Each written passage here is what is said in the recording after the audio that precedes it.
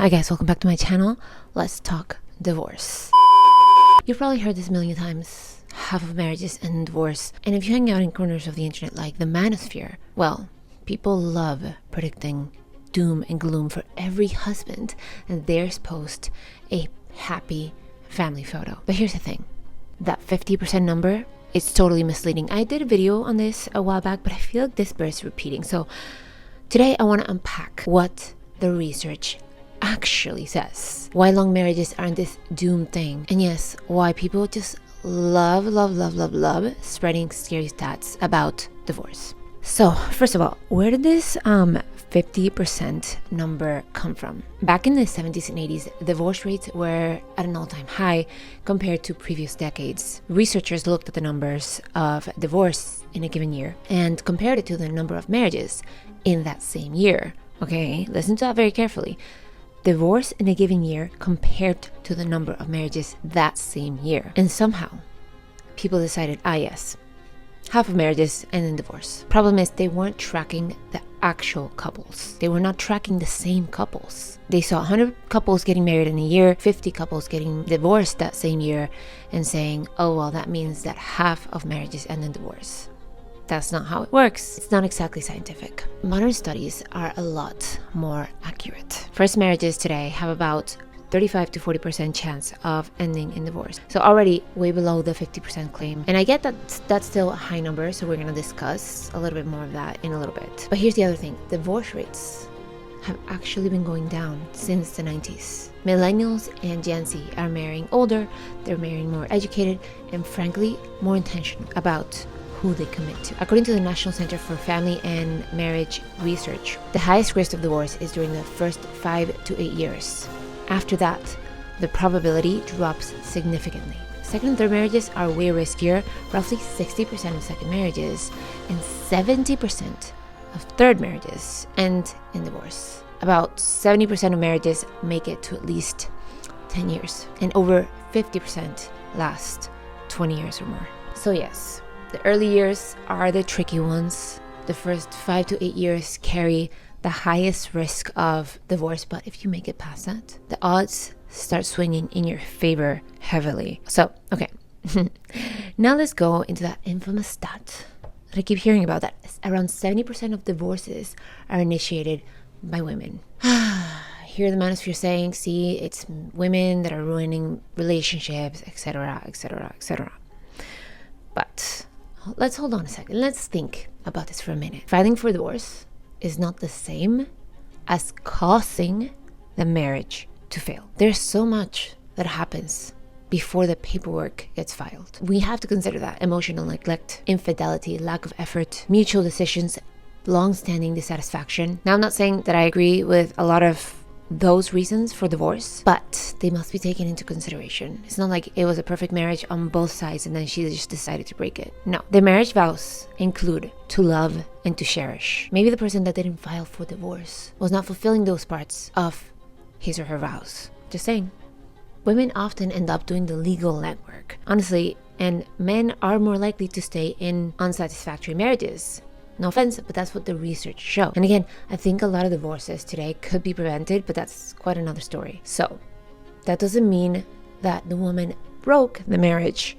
It often means she is the one that took the bureaucratic step, the paperwork step. And the idea that women somehow fare better after divorce, totally misleading. Women are not being paid to leave. Economic hardship, childcare, and long-term financial consequences often fall disproportionately on women. Initiating a divorce doesn't automatically make someone better off. It's complicated and it's hard. Social narratives frame women as the villains to simplify a very complex reality. But realistically, marriage dissolution is often multifactorial. And women filing for divorce are acting from a position of agency, perhaps, of if I don't do it, it's not gonna get done. Or after a long history of relational dynamics, it's not just selfishness, at least not most of the time. In mythological terms, why do people keep insisting in the failure of perfectly happy marriages? Why do men get messages oftentimes saying she's gonna leave you, she's gonna cheat on you, bro?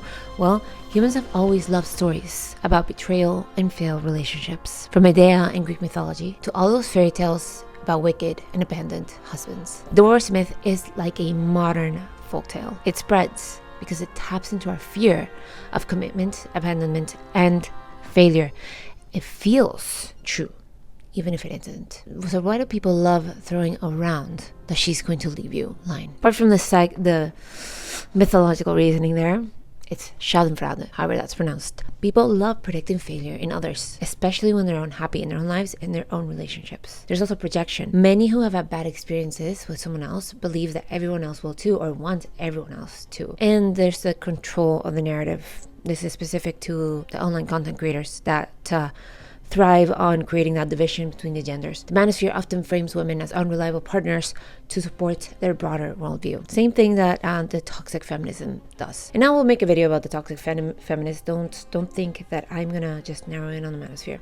Real data shows that women aren't just running off at the peak of their marriages. In fact, marriages become more stable with time, and stability tends to grow alongside children, shared responsibilities, and deeper bonds. Now, yes, even with all these corrections, around 35 to 40% of first marriages end in divorce. That might sound scary at first glance. It is a bigger number that we would like, but let's put it into perspective. I like this metaphor that Matt Walsh uses. 40% of Americans are overweight. That doesn't mean that you who live in America, perhaps, I don't know if you do, but let's say that you do, that doesn't mean that you have a 40% chance of becoming overweight. It just tells you the proportion of people who are. Your choices here matter. The habits you cultivate, the food you eat, the lifestyle you lead, they all make a difference. Marriage works in similar ways. Yes, of course there are two people involved, but you also have some agency there. Divorce statistics are aggregate numbers. They lump together all sorts of marriages, including second and third marriages, intercultural marriages, interracial marriages, which, as we know, have a higher chance of divorce, and cases with extreme risk factors, including people that got married on the whim in Vegas after they met the previous night. So context matters a lot. For example, family history. If your parents divorced, or many people in your family or circle divorced, your risk goes up. Community norms are another one. Being surrounded by long-term married couples increases their likelihood that you'll do the same. And there's also shared values. Couples who share religious, cultural, or moral values tend to have lower divorce rates. Then there's the first versus subsequent marriages.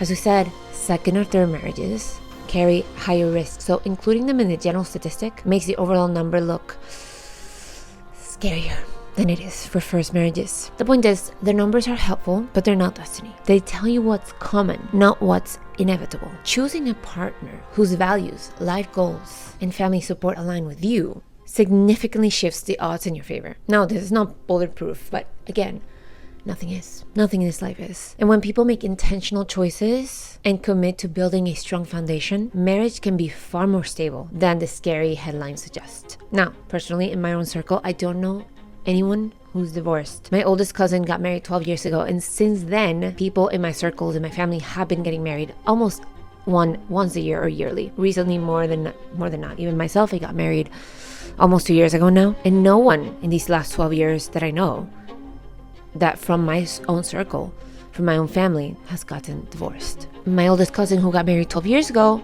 they're still going strong. And again, this is not to say that divorce isn't real, that isn't a real experience for people. It absolutely is. But it does show that long-lasting, happy marriages happen every day, even if they don't make the headlines. They don't make for very interesting content. So the next time someone says she's gonna leave you or he's gonna cheat on you or whatever, just mildly remember, most marriages make it past the early years and stay together. And women filing for divorce, not villains, generally speaking.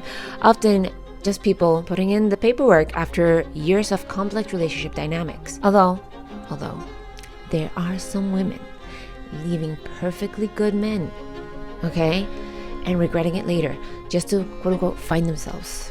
And I will talk about this in a different video. So divorce is real, yes, but half of marriages end narrative, it's a myth. The scary stats you see online, often misunderstood or cherry-picked. And the long, stable marriages, they're happening everywhere. In real life, in ways that will not make it into your feed. So if you want to understand relationships better, let's start questioning stats and looking at the bigger picture. There's a lot more nuance of the doom and gloom narratives you see online, and honestly, that's a good thing. Anyways, guys, just wanted to say that. Thank you so much. Let me know your comments below, and see you next time.